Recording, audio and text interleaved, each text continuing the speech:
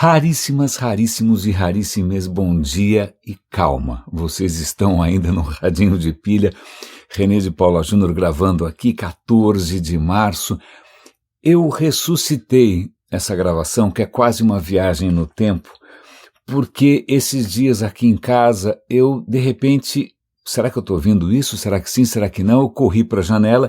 Sim, eu estava ouvindo o canto do amolador, né? Fui correndo com o gravador, mas a hora que eu fui gravar não deu mais tempo, ele já tinha ido embora, mas felizmente eu tinha uma outra gravação desse mesmo personagem do bairro, aqui da região, né? Eu tinha uma outra gravação e essa gravação que eu estou usando aqui como fundo para dar... Eu acho que ela ajuda a costurar. É um acaso, é um absoluto acaso, e eu fico feliz que esse personagem ainda exista.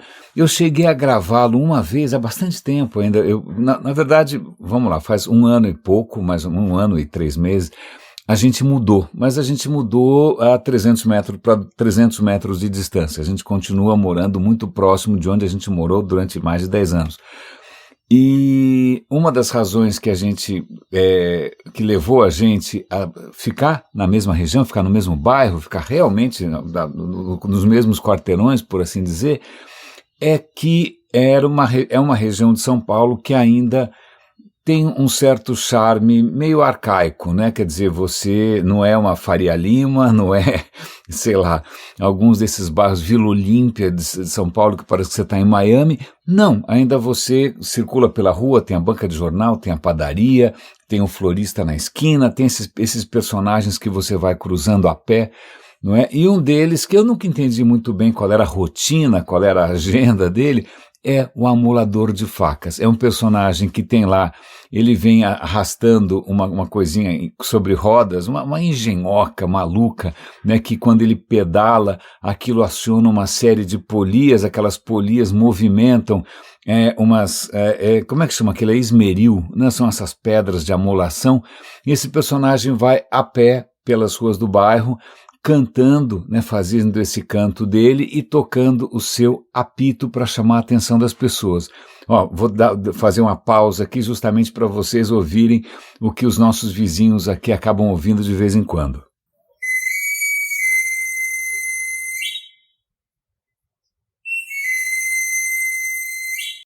Pois bem, quando eu fiz essa gravação, a qualidade ficou um pouco melhor porque eu morava no primeiro andar. Agora eu moro no 13º. A minha tentativa de registrar esse personagem local ficou, digamos, um pouco mais capenga.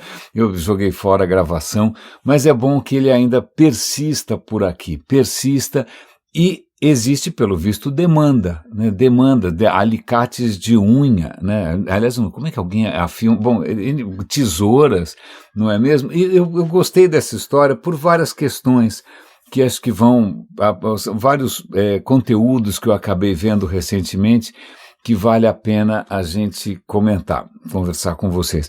Só fazer um update, ontem eu quase não publiquei o Radinho, amanhã foi um pouco tumultuada, a gente estava com visita em casa, mas eu consegui finalmente uma brecha, acho que foi logo na hora do almoço, para gravar um episódio um pouco mais curto, mas também muito mais intenso. Eu estava bastante movido, eu estava bastante tocado por 2 conteúdos que eu tinha acabado de ver. Se vocês ouviram o episódio de ontem, vocês devem se lembrar, foi justamente sobre o Yuval Harari junto com Tristan Harris, numa entrevista para a revista Wired, e também um artigo, um editorial escrito pelo Ezra Klein para o New York Times, os dois falando sobre inteligência artificial, sobre o quanto as coisas estão mudando, né, que estamos diante de, né, não é só uma ferramenta, mais uma ferramenta, mas é uma coisa um pouco diferente. Então, ontem foi um episódio um pouco mais intenso, mais curto, e como eu anunciei, no final do dia eu tive o privilégio de participar de uma gravação de mais ou menos 1 hora. Eu não vou adiantar ainda, vou esperar publicarem, aí eu divulgo, eu não vou aqui, né, também tirar... em inglês tem uma expressão interessante que chama Steal the Thunder. Eu não vou roubar o trovão de ninguém aqui, né? Então, mas foi uma conversa bastante interessante, foi uma conversa que não foi pautada anteriormente. A gente simplesmente abriu a câmera e o microfone e conversou de maneira improvisada, solta, a gente não sabia onde a gente ia parar, mas eu acho que essa natureza exploratória da conversa, eu acho que ela eu acabei ficando com uma imagem no final, que eu acho que eu vou usar aqui de novo. A imagem é a seguinte: em inglês tem duas palavras diferentes que a gente traduz para português da mesma maneira, né? Se eu falo assim, olha, eu vou explorar, você fala, bom, você vai explorar o quê? Você vai explorar uma pessoa, um fornecedor, né? Você vai fazer o cara faturar em 180 dias, né? Você vai, sei lá, cobrar uma comissão indevida de seja lá... Imagina, isso, quem está aqui no mercado sabe o quanto, né, com que facilidade, né, a gente explora o próximo. Mas também você falou, não, eu vou explorar o deserto do Atacama, eu não conheço, eu vou pegar eu não, né, mas imagina, quem sou eu não sou aventureiro. Mas se eu fosse mais aventureiro, eu podia pegar uma motocicleta e sair explorando a América Latina, né, como naquele filme do Che Guevara. Mas, então, vejam, são dois sentidos bastante diferentes de exploração. Mas em inglês, curiosamente, você tem duas palavras para isso. Essa exploração em que você vai se aventurar por um território desconhecido é explore, e daí vem Explorer, que é aquele browser da Microsoft que ninguém gosta de lembrar, né? Agora, quando você de repente descobriu ali, que foi o que aconteceu, né, com os nossos amigos espanhóis, eles vieram explorar o Novo Mundo, explore, né, a gente falou aqui de Cristóvão Colombo recentemente, o genovês, né, mas na verdade eles estavam tentando descobrir o quê? Jazidas, né, de ouro, de prata, para explorar, mas nesse sentido a palavra em inglês é exploit. Então, ontem acabei fazendo aí um jogo de palavras, né? A gente tem a história do progresso humano, ok, tem uma boa parte exploratória no sentido de descoberta, de você se aventurar, que é o que a gente, convenhamos, é o que a gente faz aqui no Radinho todo dia, né? A gente está sempre se aventurando nos limites da nossa ignorância, né? Sempre tentando desbravar territórios que eu, pelo menos, não conhecia. Muitos de vocês certamente conhecem melhor do que eu. Mas o progresso também, além dessa coisa exploratória, tem os grandes cientistas, os grandes experimentadores, também tem uma parte muito forte de exploit, né, de exploração, de drenar os recursos do planeta, de drenar, né, os recursos de uma população. Drenar é até que sobra bagaço. É o que a gente tem feito. A humanidade é uma gigantesca produtora de bagaço. Aliás, uma coisa interessante, eu estava vendo ontem um artigo, passei para minha mulher, que é ambientalista, um artigo sobre plásticos, não é? E aí eles justamente um artigo, gente explorando, né? Exploring maneiras de você usar o plástico que hoje é lixo, né? Bagaço, né? Não serve para nada, transformar aquilo em combustível, ver se a gente consegue tirar alguma energia, se consegue fazer alguma coisa com isso. Mas o que eu achei interessante ali é que eles deram uma estimativa da produção mundial de plástico. E aí eles usaram uma analogia que eu achei muito interessante, que é a seguinte: todo ano a gente produz plástico em quantidade mais ou menos equivalente à massa total de pessoas vivas no planeta. Então é como se no final do ano você tivessem feito uma cópia de você em plástico. Lá, tem um você de plástico que vai ser jogado no lixo. E aí no ano seguinte vai ter mais um você de plástico que está sendo jogado no lixo. E aí jogado no lixo significa que o plástico dura uma absoluta eternidade, né? Está espalhado por tudo quanto é canto. Eu vou dar um link também aqui para uma reportagem que fizeram uma estimativa de quanto plástico, pedaços de plástico estão espalhados no oceano, e aí a estimativa é que tenha 20 mil pedaços de plástico por cada pessoa. Esses números são sempre tentativas de chamar a nossa atenção, de nos sensibilizar, porque, na verdade, a gente tem uma facilidade gigante para absolutamente abstrair tudo isso, relevar e continuar exploiting esse planeta como se não houvesse amanhã. E realmente tudo indica que talvez não. Mas vamos lá, por onde a gente começa o episódio de hoje? Eu vou começar por um vídeo que eu acabei de assistir, de um personagem muito interessante, É o personagem que, na verdade, ele tem uma coisa levemente anacrônica, mais ou menos como esse amolador de facas, que para mim é quase um personagem medieval. Parece que eu voltei, né, para a Idade Média, né, com os caras nas ruas vendendo coisas.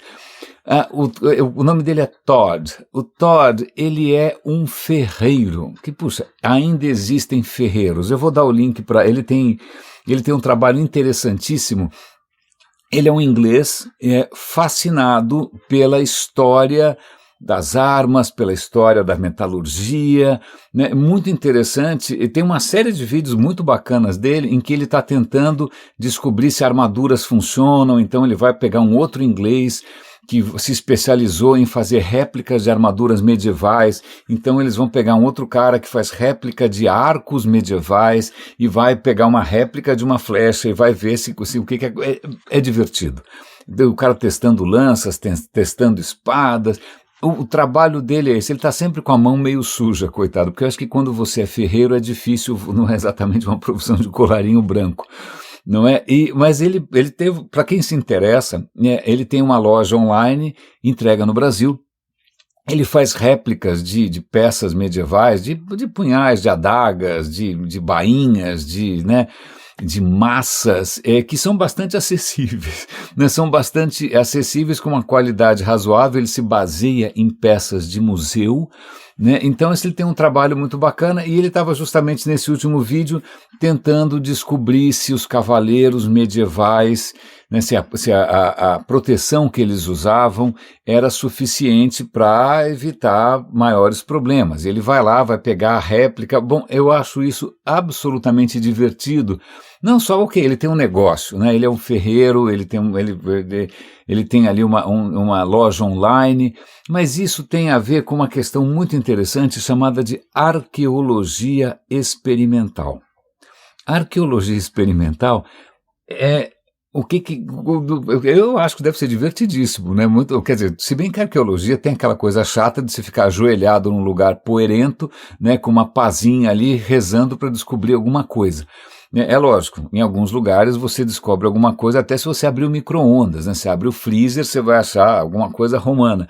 Eu vou dar o link aqui para um vídeo bastante divertido de um canal que eu recomendo. Na verdade é um canal que você pode assinar, que chama History Hit. São vários documentários de história, tem lá os apresentadores, alguns são sexys, outros não são.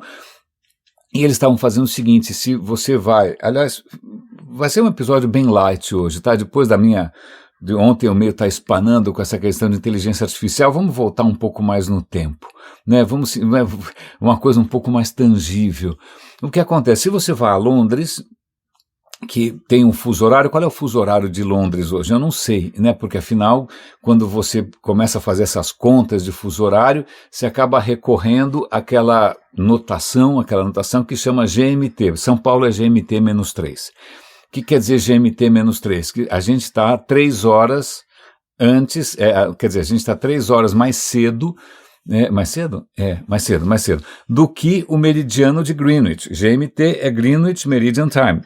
O que quer dizer? Porque, da onde, como assim? Bom, pois bem, em algum momento, eu não vou lembrar de cabeça, desculpem, aliás, eu não sou um historiador. Eu sei que alguns raríssimos às vezes me solicitam: por que você não fala de um tema X? Eu falo, bom, eu não falo porque eu não tenho propriedade, né? Se eu fosse fazer uma pesquisa, seria uma pesquisa leviana, né? Se cair no meu colo e de repente, né, alguma fonte extraordinária, né, pudesse ser compartilhada, aí a gente comenta.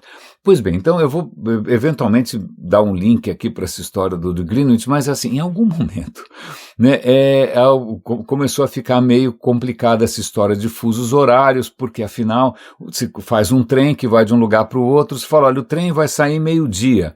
Meio-dia quando o sol estiver a pino, tá? Que horas que ele vai chegar aqui? Bom, vai chegar, sei lá, 1h da tarde, mas o tempo, não tinha um tempo universal, não tinha, se você fala meio-dia, sol a pino, cada cidade tinha seu próprio relógio, os relógios não eram sincronizados. Quando surgem as ferrovias, surge a necessidade de você ter um padrão de tempo para as pessoas saberem que hora que o trem chega, que hora que o trem sai. Certo? Certo. Aí os caras começam a criar uma padronização do tempo, aí eles começam a pegar e dividir o globo terrestre em faixas, né, para que, olha, vamos fazer o seguinte, se quando é meio-dia aqui na Inglaterra, e aí eles escolheram um observatório que fica do lado de Londres, que é Greenwich. Ó, aqui quando for meio-dia em Greenwich, ó, vamos contar para trás, ó, se andar um pouquinho mais para o oeste, ó, aqui vai ser 1 hora a menos, ali vai ser 2 horas a menos, se você chegar em São Paulo, são 3 horas a menos. Então, porque afinal Inglaterra mandava em tudo, as ferrovias eram dela mesmo, os caras estabeleceram o padrão, o centro ali, a referência para tempo em Greenwich, e é um excelente passeio, né? Você pode, se você for a Londres, você pode pegar um barco, né, um barco turístico que vai passar ali pelo Tâmisa, vai mostrando os pontos turísticos, e em um certo momento ele vai desembarcar no Observatório de Greenwich. O passeio, para quem é um pouco mais ligado à ciência, é interessantíssimo, lá tem telescópios, tem os primeiros relógios, a coisa é bárbara. Mas o que não tinha me tocado é que naquele parque, que é um parque bonito, grande, prepare-se para andar bastante, né? Você desembarca e tem que andar que nem uma besta até lá em cima, tem ali uma ruína romana. Ok, né? Os romanos, afinal, conquistaram a Inglaterra, foram rechaçados pela rainha Boudica, a gente já comentou isso aqui. Pois bem, num certo momento desencanaram e foram embora, tá, mas então ter ruína romana ali não é nada demais. Mas caso eu tivesse sabido que lá tinha uma ruína romana, eu teria ido ver e teria ficado profundamente decepcionado.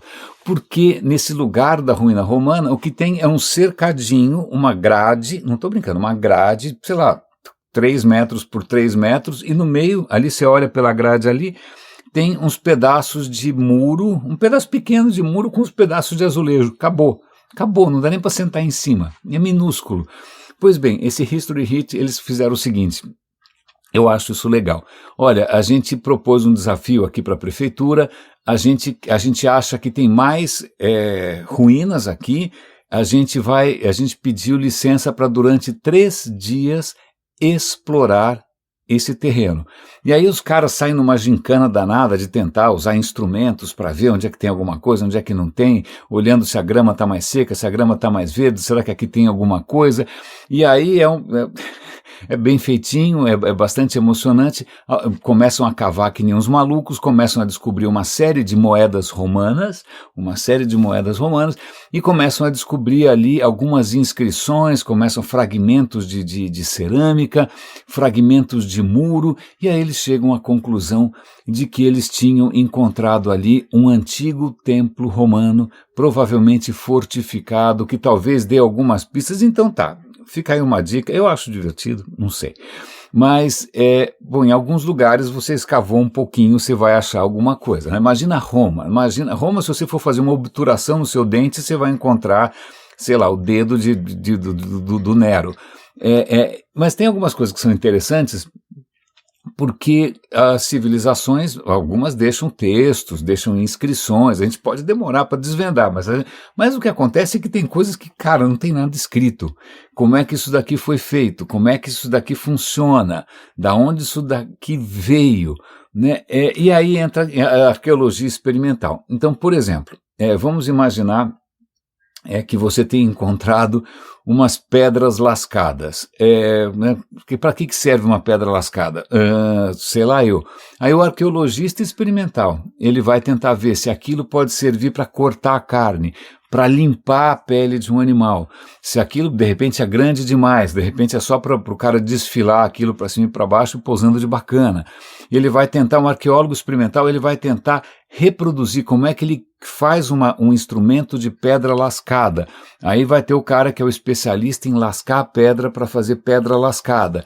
E aí tem todos, da onde veio esse material? Pedra, isso daqui é uma faca feita de obsidiana. Da onde que veio essa obsidiana? Então tem todo um esforço interessante. Recentemente descobriram que talvez o uso do arco e flecha na Europa seja muito mais antigo do que a gente imaginava, né? Como é que eles descobriram isso? Eles descobriram uma caverna, umas pontinhas de pedra lascada que você faz com uma pontinha desse tamanho? Bom, não é uma faca, não é um enfeite. Bom, quem sabe se a gente colocar isso na ponta de uma flecha. Mas, pô, não tem nenhuma flecha aqui. Claro que não tem nenhuma flecha, porque a flecha é de madeira, resina, não dura patavina, não dura nada. Ainda mais num ambiente úmido. Não é? Então, vamos fazer o seguinte, vamos pegar, colocar isso na ponta de um pauzinho e ver se a gente consegue fazer alguma coisa com isso. A gente consegue arremessar com a mão? Sim ou não? Será que isso só faz sentido se for atirado de um arco? Sim ou não? Então vamos fazer um arco, vamos ver se existem ossos de animais por aqui que os caras abateram que tem a marca dessa flecha.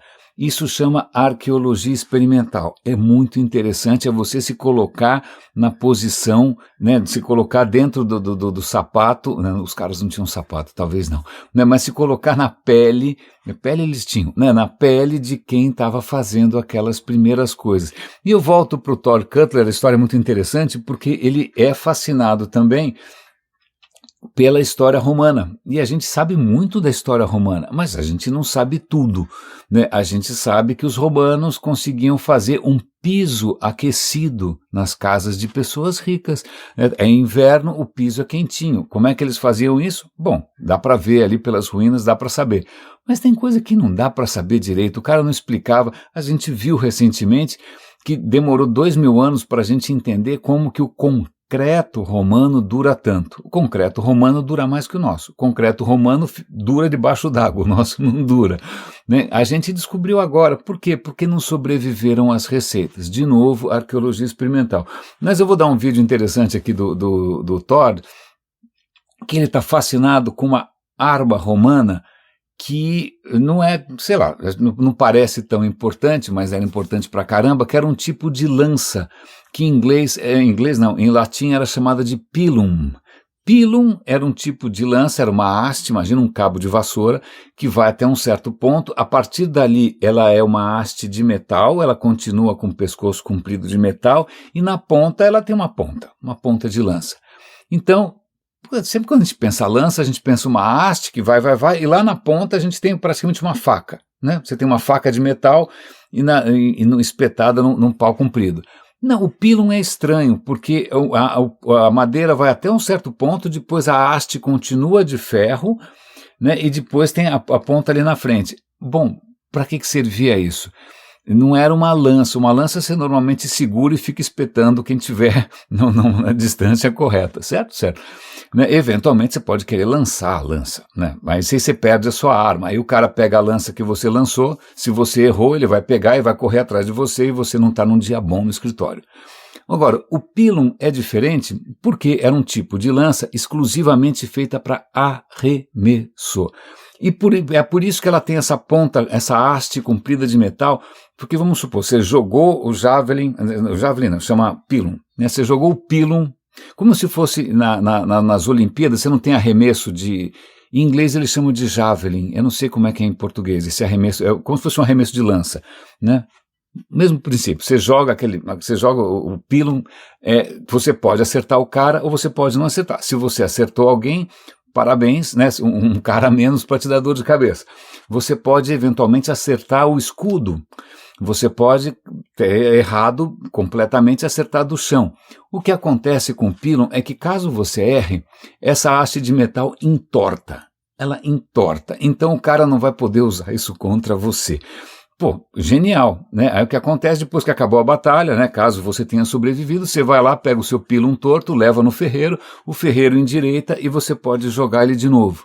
Né? É um semi-descartável, né? Você não corre o risco do cara jogar aquilo contra você.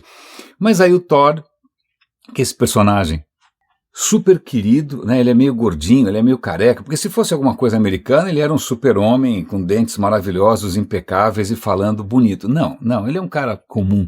Essa é uma das coisas que eu gosto no conteúdo dos ingleses, né?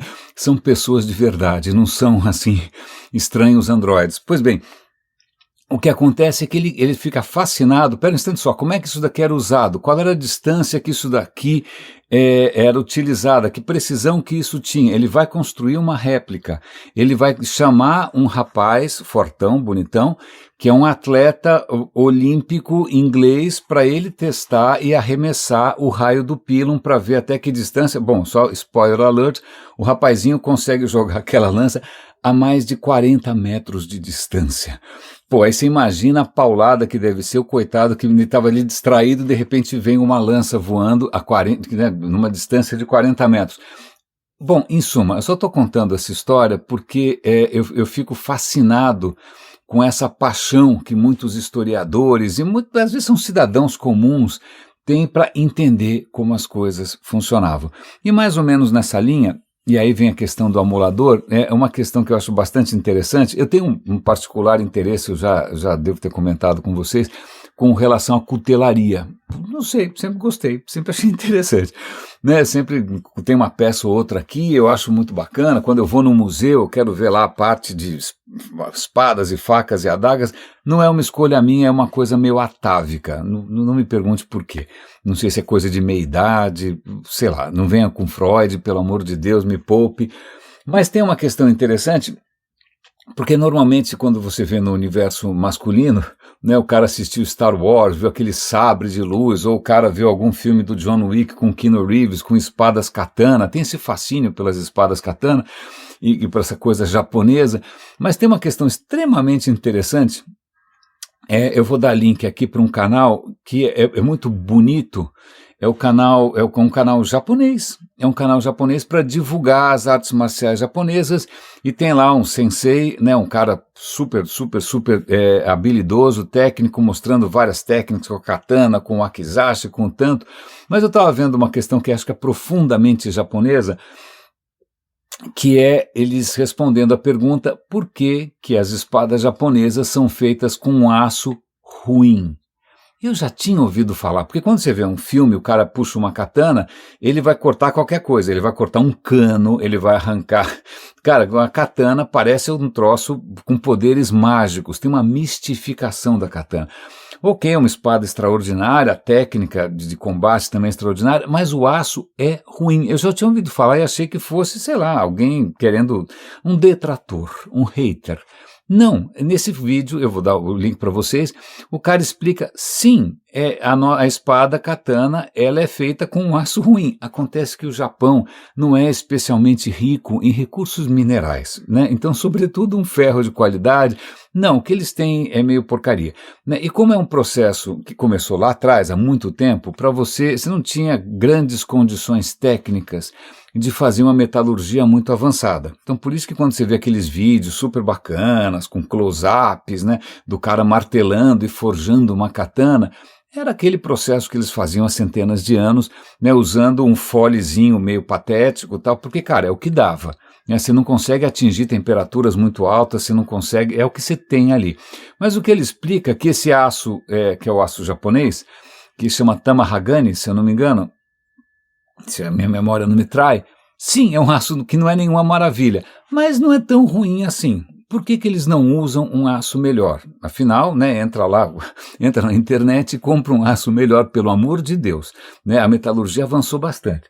Aí ele falou, não, o negócio é o seguinte, para uma katana no Japão ser chamada de katana, ela tem que ser feita com esse aço que ela sempre foi feita, e da maneira tradicional.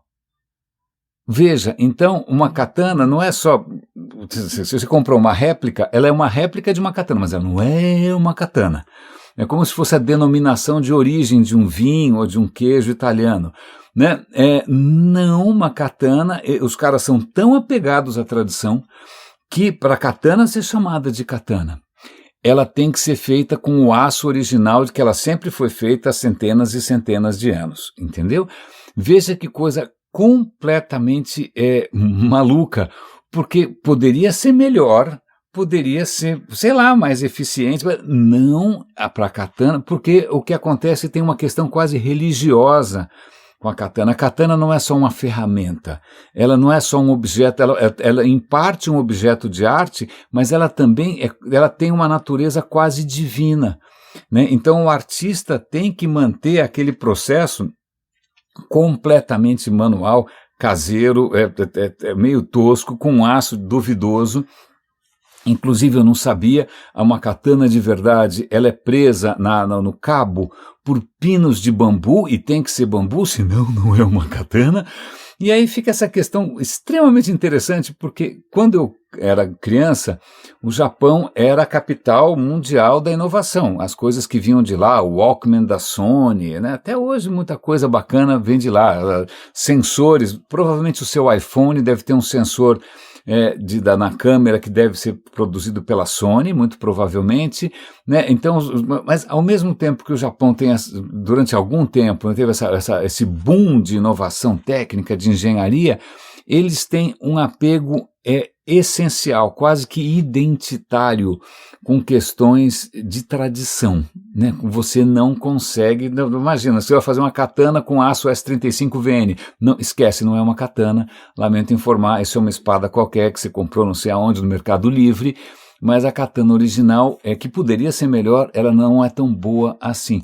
Eu achei isso absolutamente genial. Eu sei que talvez muita gente não esteja aqui interessada na questão da cutelaria ou das artes marciais, mas isso tem a ver, eu acho que com a história da própria humanidade.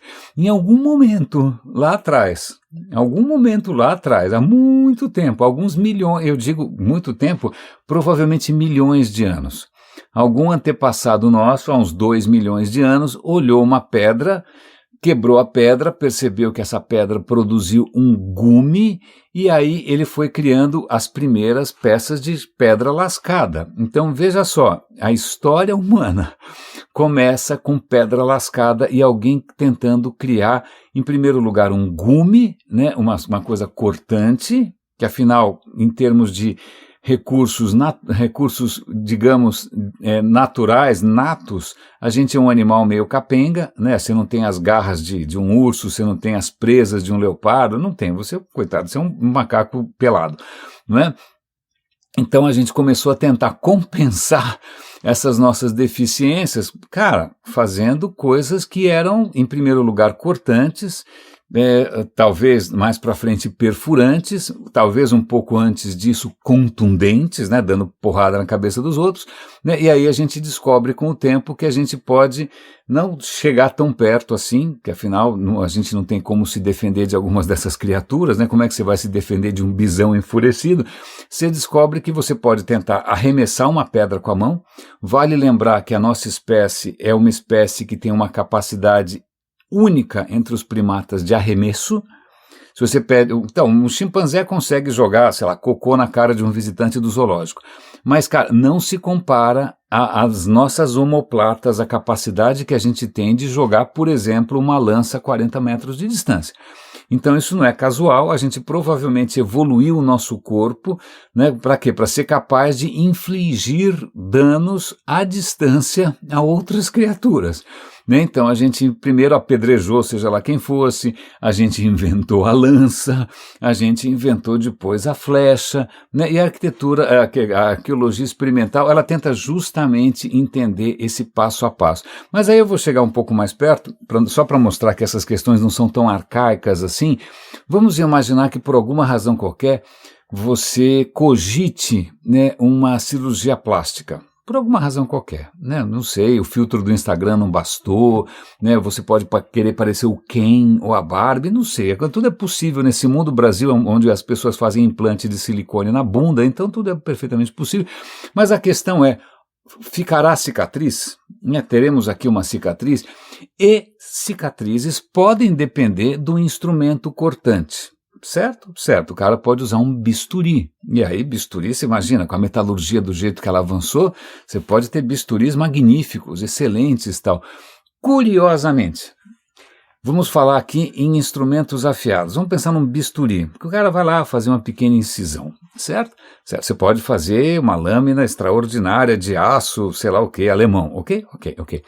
Mas você pode fazer, né, se o teu cirurgião for bacanudo, se o cara realmente, né, estiver gastando e tal, ele pode usar um bisturi de safira. Uau, safira. Agora vamos lá, eu sei que é uma pedra preciosa, não tem propriedades místicas, nenhuma pedra preciosa tem propriedades místicas, por favor, né? Mas safira, na verdade, parece incrível, mas safira é alumínio. Alumínio é um óxido de alumínio que é transparente, não é? Então safira, além de ser duro pra caramba, por isso que você tem vidros de relógio feitos de safira, né? É bastante duro, vou reiterar, sílica, não, sílica não, safira é feita, o cristal é de alumínio. Pois bem, a safira, que está em alguns relógios bacanas, eu não sei se está no iPhone, alguma coisa aí tem safira.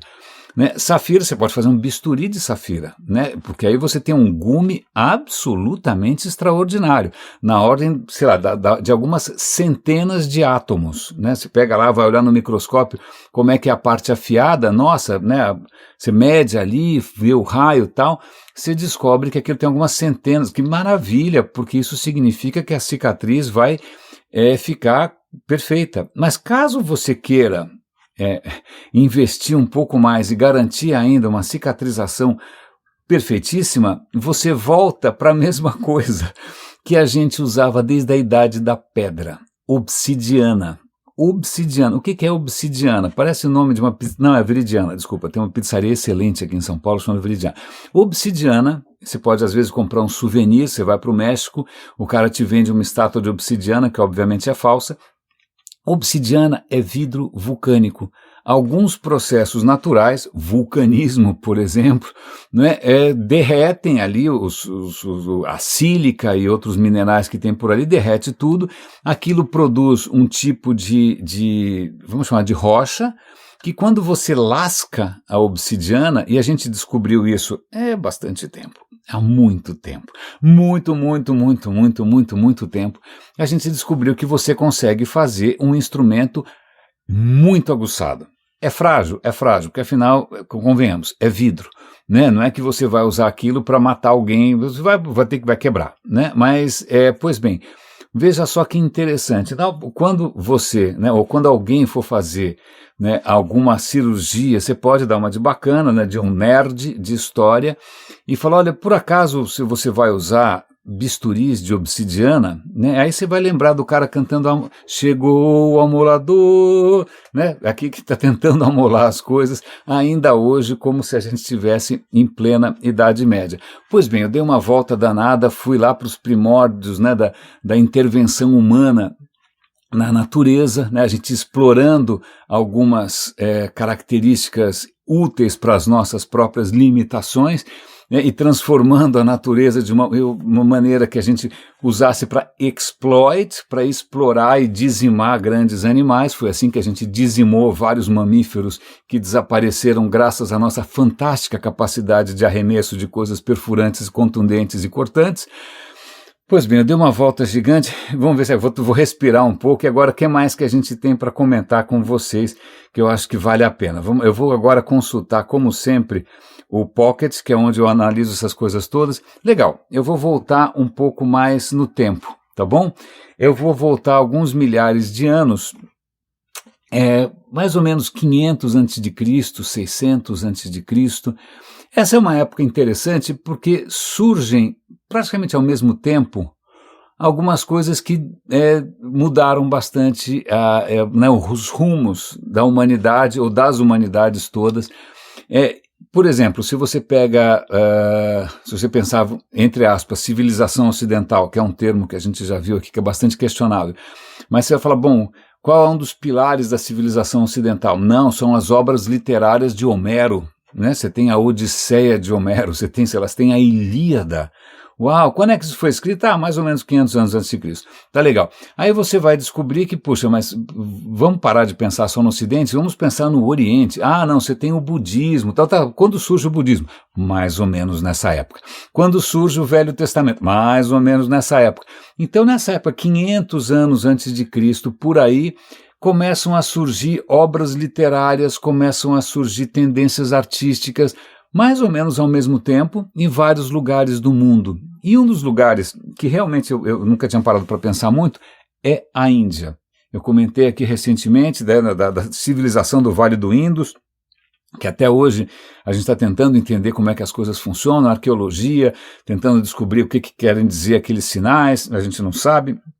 Mas, pois bem, a Índia tem uma cultura que conseguiu, né, se preservar ao longo de milhares de anos, mais ou menos como a chinesa, né, de uma maneira admirável, e eu não sabia, né, eu conhecia algumas obras literárias que a gente herdou da história da Índia. Uma delas é o Mahabharata, Aliás, eu nunca, imagina, eu não li o Mahabharata na íntegra, porque são dezenas e dezenas de volumes, tenha santa paciência, né? Mas teve um filme muito bacana, acho que na década de 80, o Mahabharata, tem uma versão reduzida, que acho que é do Jean-Claude Carrière, que é uma versão reduzida do Mahabharata, que, cara, não estou brincando, é a história mais bonita que eu já vi.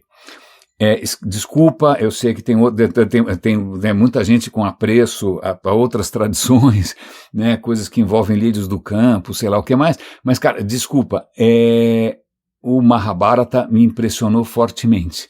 Eu não conhecia nada da história hindu, eu não conhecia nada da mitologia hindu, eu sabia que tinha Vishnu, Krishna, mas não entendia nada muito bem dessas coisas, mas o Mahabharata me impressionou imensamente. Estou falando aqui de improviso, de memória, mas o Mahabharata é uma história, cara, eu não vou lembrar muitos detalhes, mas num certo momento, aliás, até é interessante lembrar do Mahabharata. Ah, muito bem, já que estamos falando de progresso, né, progresso entre aspas, e da nossa tendência a criar armas para fazer destruição em escalas cada vez maiores, eu vou compartilhar com vocês uma gravação que eu já mencionei muitas vezes, que eu já usei em inúmeras palestras, quando acho que os Estados Unidos detonam o primeiro protótipo de bomba atômica. Ninguém sabia muito bem se ia dar certo aquele negócio, né? Era tudo muito ainda incerto, né? Mas quando aquilo explode, tem um depoimento acho que é do Oppenheimer, que é um daqueles físicos alemães que os americanos, vamos esquecer seu passado nazista, ajuda a gente a fazer uma bomba antes que o Hitler faça, em que o Oppenheimer, comovidíssimo, você percebe que o cara está se comendo por dentro, o cara está realmente numa crise existencial. Quando ele quer traduzir o que ele sentiu quando ele viu aquela explosão, que veio dos cálculos dele, veio dos cálculos de outros físicos, von Braun, etc., ele cita um trecho hindu, que eu acho que é Vishnu falando, agora eu posso estar errado, que ele fala: eu me tornei a morte, eu sou o destruidor de mundos. Se eu não me engano, essa é uma cena do Mahabharata. No Mahabharata você tem ali uma questão familiar, são dois irmãos, dois lados da família que entram numa guerra absolutamente medonha, né? E um desses irmãos não percebe, mas ele está sendo assessorado por uma encarnação, eu acho que de Vishnu. Vocês me desculpem, eu confundo um pouco Vishnu com Krishna, vamos supor que seja Vishnu. E o Deus estava ali do lado dele, dando conselhos.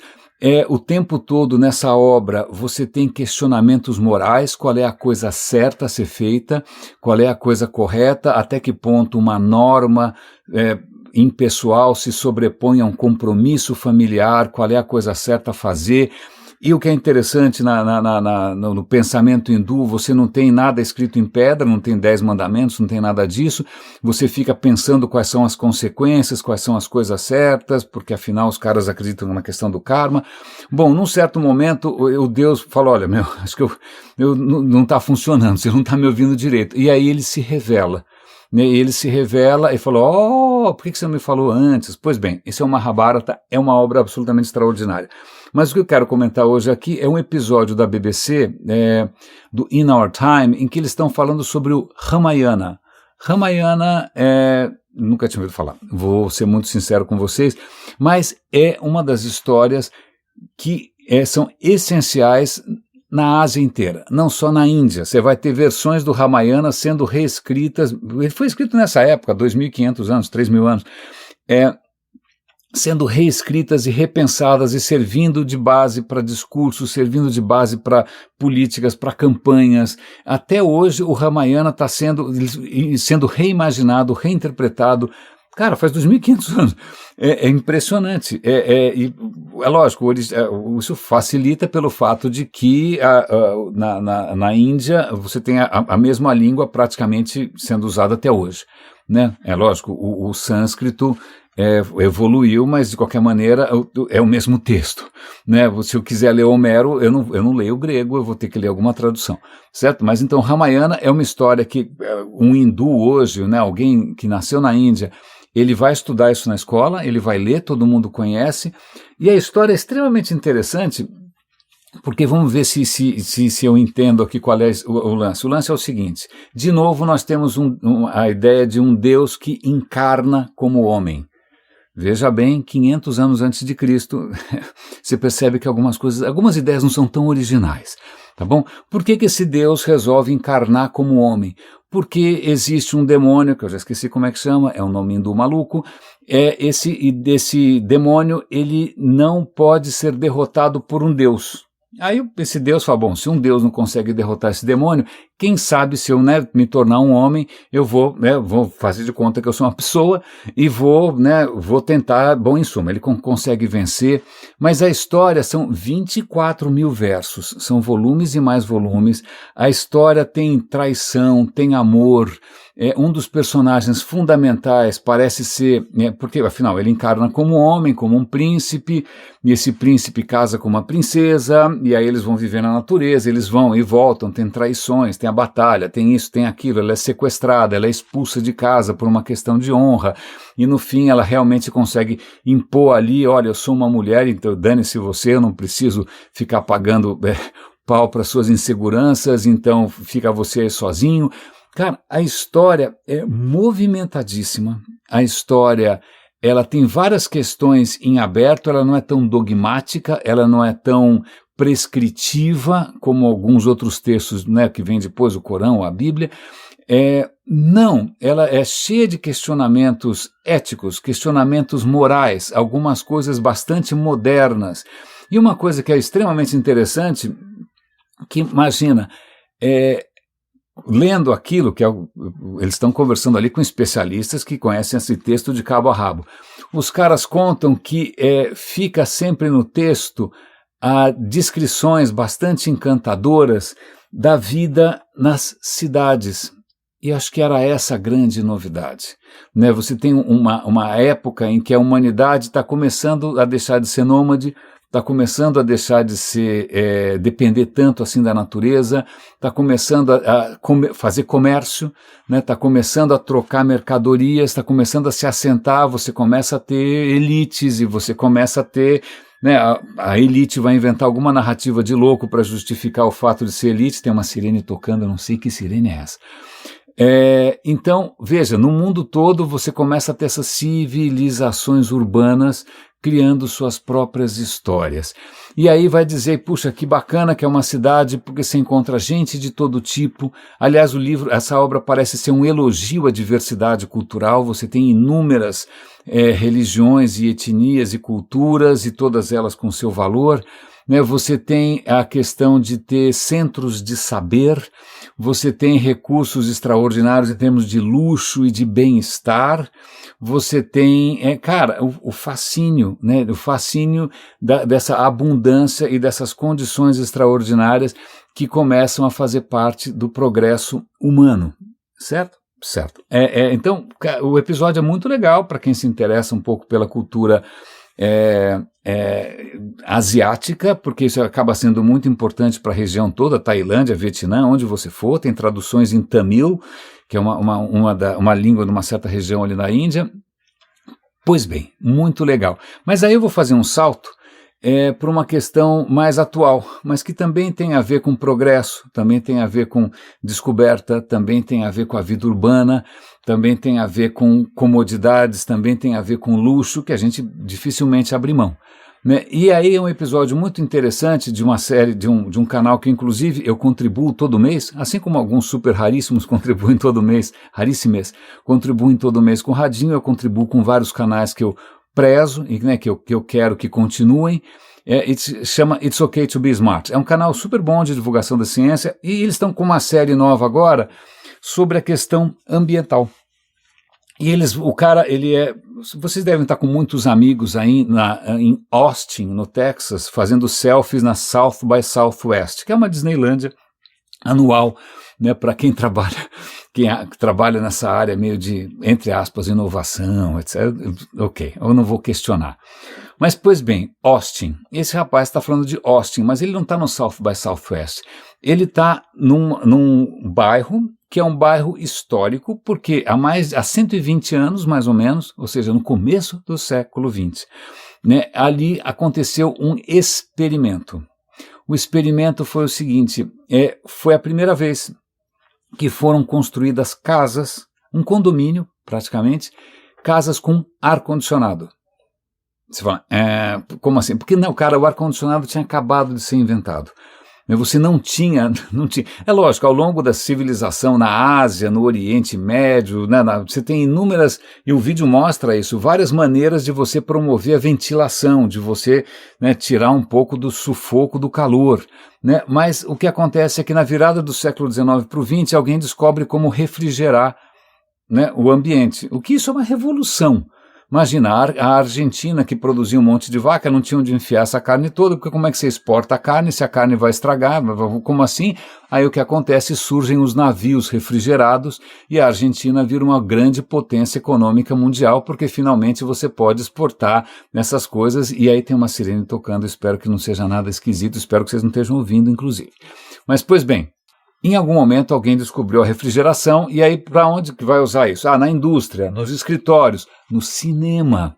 Veja, os cinemas passam a ter ar-condicionado. Imagina, quem já pegou o calorão de Nova York, etc e tal, entrar num cinema fresquinho, que delícia, mas as casas não eram refrigeradas. Pois bem, nessa época, uma das fabricantes de ar-condicionado resolve fazer o seguinte, vamos fazer um experimento. É um experimento antropológico, sociológico, médico, engenheirístico, que é o seguinte, vamos fazer várias casas aqui em Austin e vamos colocar ar-condicionado e vamos monitorar o que acontece, vamos monitorar a saúde das pessoas, o bem-estar das pessoas, a produtividade das pessoas. Vamos ver o que vai acontecer. E aí é bacana, é um estudo sério, você tem lá, mostra até inclusive filminhos e documentos produzidos. A conclusão é que as pessoas se sentem melhor, né, um calor africano, ou melhor dizendo, texano, as pessoas produzem mais, que ótimo, que maravilha, é o progresso entre aspas, por várias questões. Em primeiro lugar, assim como as facas de obsidiana podem ter 2 gumes, né, o progresso também tem 2 gumes, é uma faca de 2 legumes. Pois bem, o que acontece é que hoje o ar-condicionado responde por 10% do consumo de energia elétrica no mundo. Em alguns lugares, quando você tem um pico de calor, por exemplo, quando a Califórnia teve essas ondas de calor, o ar-condicionado, todo mundo ligou, ninguém aguentava, 30, quase 40 graus, né, os caras não estão acostumados, os caras ligaram o ar-condicionado no último, isso quase derrubou a rede elétrica, porque 70% da energia passou a ser consumida pelo ar-condicionado. O ar-condicionado agora virou, né, 9 entre 10 casas americanas têm ar-condicionado, e o que é pior é que com vários países, por exemplo, como a Índia, já que a gente está falando da Índia, que sempre lidaram com um calor monstruoso, agora nós temos uma classe média, nós também queremos ar-condicionado, ainda mais porque com o aquecimento global a vida está se tornando insuportável. Então a estimativa é que com o crescimento econômico de alguns países em desenvolvimento, com o aumento do aquecimento global, a demanda por ar-condicionado vai triplicar até 2050. Isso significa que o consumo de energia, que já é da ordem de 2.000 gigawatts, é uma coisa monstruosa, cara, vai crescer muito. E aí tem 2 questões. Você vai usar o ar-condicionado para sobreviver melhor no aquecimento global. Mas isso piora o aquecimento global. Não só porque ele consome mais energia, né, consome energia que, como é que ela é gerada? Ela é gerada de uma maneira limpa? Ela vem do carvão? Ela vem do óleo? Ela vem do gás? Então isso piora ainda mais a situação toda do calor, do suadouro generalizado. Certo? Certo. E aí, para completar a história, o ar-condicionado, historicamente, ele usou substâncias que são o refrigerante, né, não a Coca-Cola, não o Guaraná, mas ele usa um líquido que a gente chamava de... tinha um nome, como é que a gente chamava o gás de geladeira? Não lembro, mas o nome genérico é CFC. Né, é um composto é um hidrocarboneto que tem flúor e tem cloro. Aí a gente descobriu que isso abriu uma cratera no buraco de ozônio, aí uma das poucas vezes que a humanidade conseguiu sentar e fazer alguma coisa que presta, em 87 os países sentaram em Montreal, fizeram um protocolo de Montreal, falou, se a gente continuar usando CFC em ar-condicionado e geladeira, o mundo vai acabar, porque a camada de ozônio não vai mais proteger a gente do ultravioleta do sol. Aí trocaram o CFC por HFC. Tá bom, são compostos que não tem mais cloro, só tem flúor. O que acontece é que mesmo o HFC, tanto quanto o CFC, eles têm um efeito que ninguém na época levava a sério, que é, se eles forem para a atmosfera, eles aumentam a retenção de calor. Um desses gases de geladeira, ele tem um efeito, em termos de efeito estufa, que pode ser 1.000 ou 10.000 vezes superior ao longo de toda a sua existência, né? Porque é lógico, isso depois de um tempo decompõe, mas pode ser 40 anos, sei lá quanto pode ser. Né? Mas se você pega o efeito total e você compara com o efeito do gás carbônico, pode ser de 1.000 a 10.000 vezes pior. A questão é, a gente substitui isso pelo quê? Então veja o dilema que a gente está. Nós criamos condições para poder, inclusive, explorar novas regiões do globo, né? Acho que ninguém teria ido para o oeste dos Estados Unidos ou para o sul dos Estados Unidos se não tivesse a garantia de um ar-condicionado, né? Muita gente aqui provavelmente também depende, sua saúde mental depende do ar-condicionado, mas o ar-condicionado está piorando a situação que ele tenta compensar. Então, é muito interessante, é um desafio de engenharia, é um desafio político, a questão é um desafio inclusive internacional, como é que a gente desenvolve alternativas, será que a gente vai conseguir um novo protocolo de Montreal com relação a ar-condicionado? Né? Como que a próxima vez que você estiver fresquinho no ambiente, você pensa, caramba, isso aqui é um conforto que está saindo caro, né? Isso aqui... E aí, só para voltar para o nosso amigo amolador, é uma faca de dois gumes. Raríssimos e raríssimos, raríssimas, espero que esse episódio bastante inusitado, diferente e bastante também aleatório tenha valido a pena. Cuidem-se, por favor, um grande abraço e até amanhã.